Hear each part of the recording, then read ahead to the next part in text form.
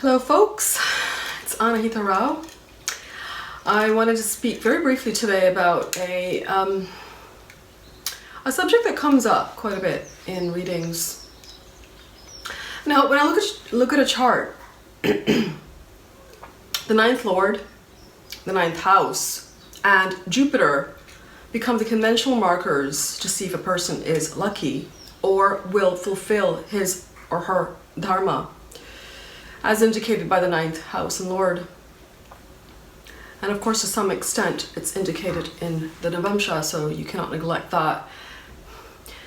But what about if your ninth lord is badly debilitated, combust, afflicted, or stuck very, very close to the nodal axis? And on top of that, what if the ninth house is receiving malefic aspects? And then on top of that, what if Jupiter is connecting with inimical planets, or is very weak, or is in bad dignity? Does this mean that you are doomed in essence, or unlucky in life? Of course not. So for now, let's put aside all the markers and the conditions of our birth chart. And let's see how we can overcome them and become lucky. Yeah?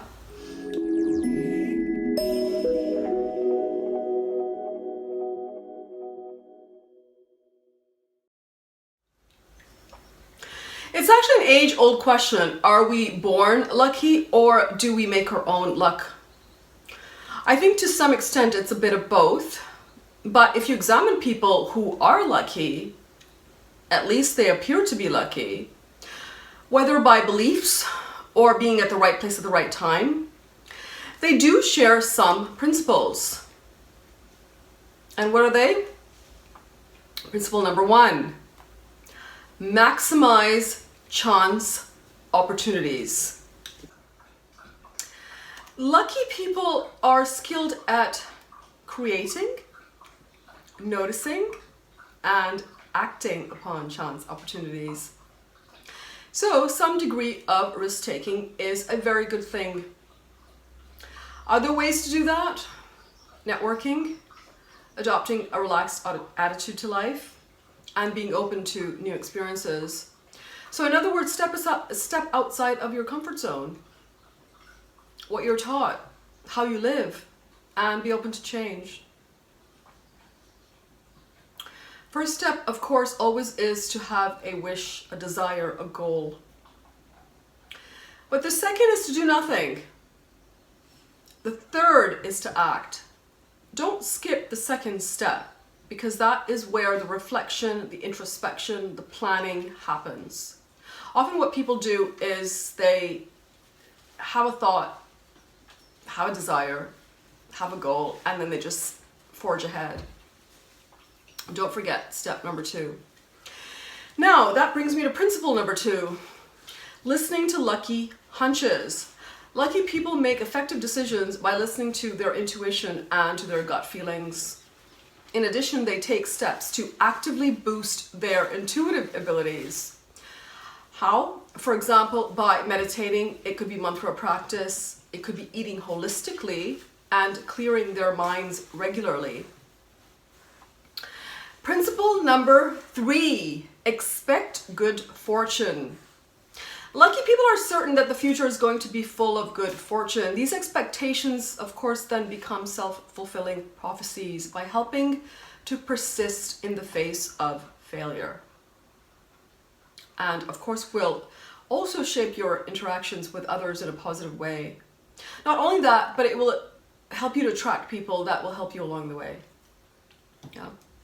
Principle number 4, turn bad luck into good luck. How do you do that?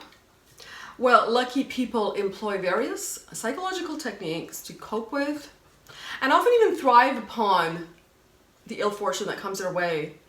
For example, you can spontaneously imagine how things could have been worse when something bad happens to you. Yeah. And of course, this is a tricky one. Don't dwell on the past. Because when you get stuck in the past and you think about what went wrong, then you attract more of what went wrong. So take control of the situation. So those are the 4 main principles. What else? How else can you be lucky? Well, like I said, create positive energy, and there's many ways of doing that. Let go and accept. Let go and accept. And keep practicing let go and accept. Try not to complain. Don't lie or deceive.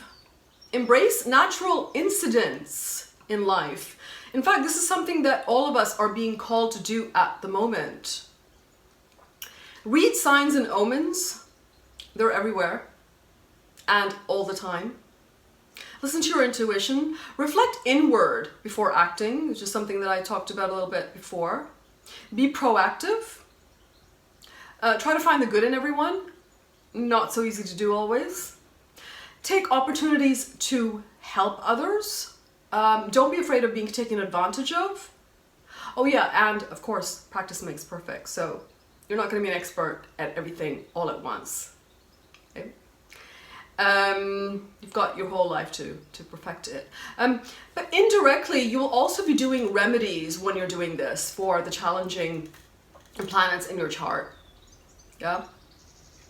So that's my little bit there. And if I missed some, please feel free to comment below. Thank you, folks. All the best.